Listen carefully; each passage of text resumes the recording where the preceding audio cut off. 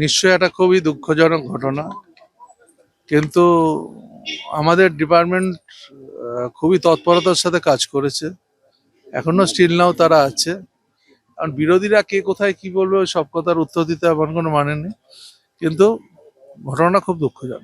Department সবসময় তৈরি থাকে।